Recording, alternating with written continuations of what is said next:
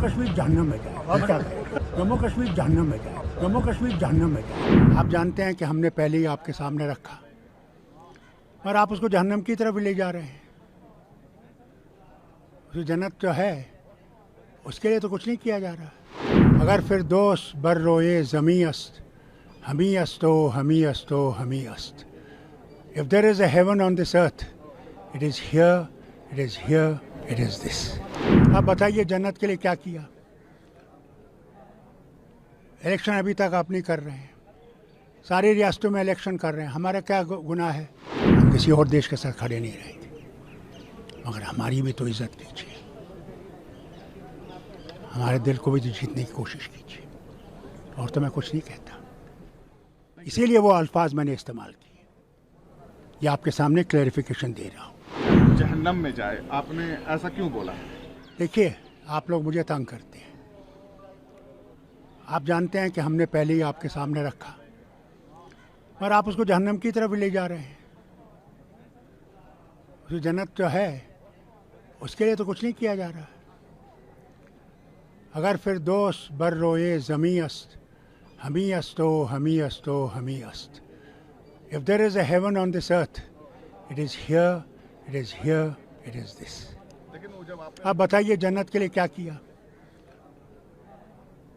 Election अभी तक आप नहीं कर रहे हैं, सारी रियासतों में इलेक्शन कर रहे हैं। हमारा क्या गुनाह है कि आप हमारे इलेक्शन नहीं कर रहे हैं? दूसरा बताइए, स्टेटहुड कौन सी रियासत है अभी तक, आप जब से हिंदुस्तान आज़ाद हुआ, जिसको रियासत से दर्जा यूटी का हुआ? आप कहते हैं टेररिज्म ख़त्म हो गया, क्या ख़त्म हुआ? क्या आज हमारे फौजी और अफसर नहीं शहीद हो रहे हैं? क्या लोग नहीं मर रहे हैं? आप टूरिज़्म की बात करते हैं, आज तक उन्होंने टूरिज़्म पे हमला नहीं किया, मगर एक टूरिस्ट पे हमला करेंगे, आप देखेंगे टूरिस्ट ज़ीरो हो जाएगा, ज़ीरो हो जाएगा। ये तो शुक्र कीजिए वो नहीं कर रहे हैं, क्योंकि हमारा सब कुछ उसी पर डिपेंडेंट है। हमारे पास कोई फैक्ट्री नहीं है। इन्हें कहा हम फैक्ट्रियाँ लाएंगे, कौन सी फैक्ट्री लाई? वो भी यूनाइटेड अरब रिपब्लिक से इमार का एक मॉल बन रहा है। मॉल, हमारे यहाँ पहले ही मॉल है, उसकी कमी नहीं है। तो मेरा तो यही है,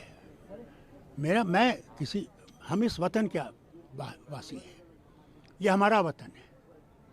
अगर हमारा वतन हो के हमसे इंसाफ नहीं हो रहा तो बताइए फारूक अब्दुल्ला क्या कहेगा?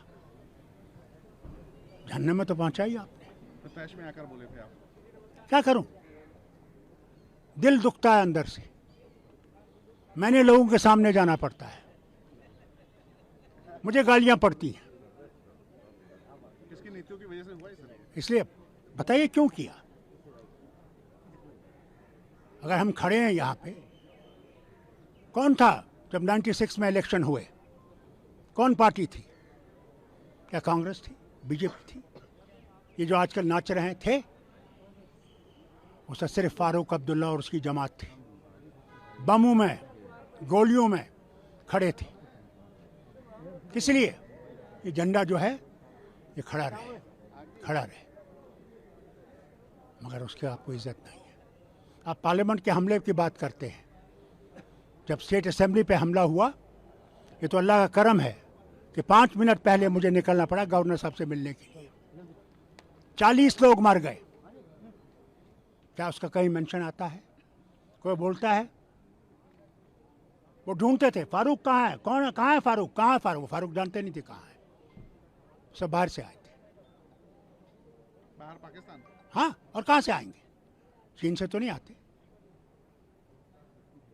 तो ये देखते हुए भी आप हमारा दिल नहीं जीत रहे हैं। जब प्रधानमंत्री ने हमें बुलाया, सब लीडर्स को, मैंने प्रधानमंत्री से साफ एक बात कही।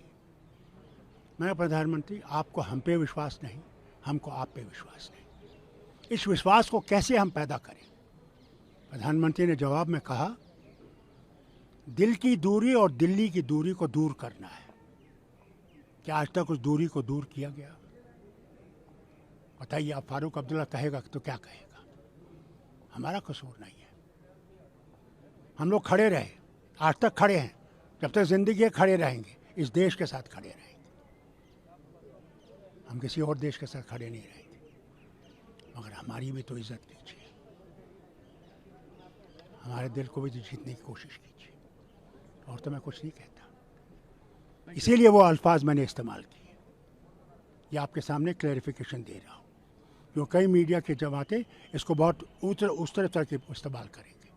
यह आदत ऐसी है, मगर दिल फट गया है,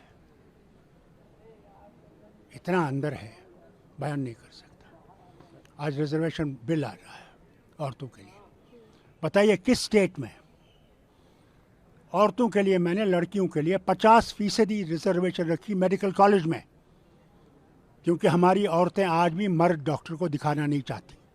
जैसे राजस्थान में है, मैंने वहाँ से डॉक्टरी की है,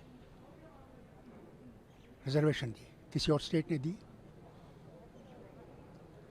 पंचायत में 33% मेरी हुकूमत ने थी, मेरी हुकूमत नहीं थी जब ये डीडीसी बना, मैं उस वक्त भी उसको भी रिजर्वेशन देता। कहते ना पंडितों का, हंडू साहब थे, रेवेन्यू मिनिस्टर थे, कश्मीरी पंडित थे, मुसलमान इलाके से नेशनल कॉन्फ्रेंस को जितवाया। बखलू लेडी हिंदू कश्मीरी पंडितानी थी, उसको अपर हाउस में लाया कि इनकी आवाज़ हो, ये बोल सके, ये अपने मुद्दे उठा सके। हमने कभी मज़हब में फ़र्क नहीं किया। आप हिंदू हो, मुसलमान हो, सिख हो, ईसाई हो, बौद्ध हो, हम सब इकट्ठे हैं। ये देश तभी आगे चलेगा जब हम इस बात पर रहेंगे, ये देश हम सबका है और इस देश को हम सब ने चलाना है। इस देश की मानता रखनी है, नहीं तो क्या रहेगा देश को।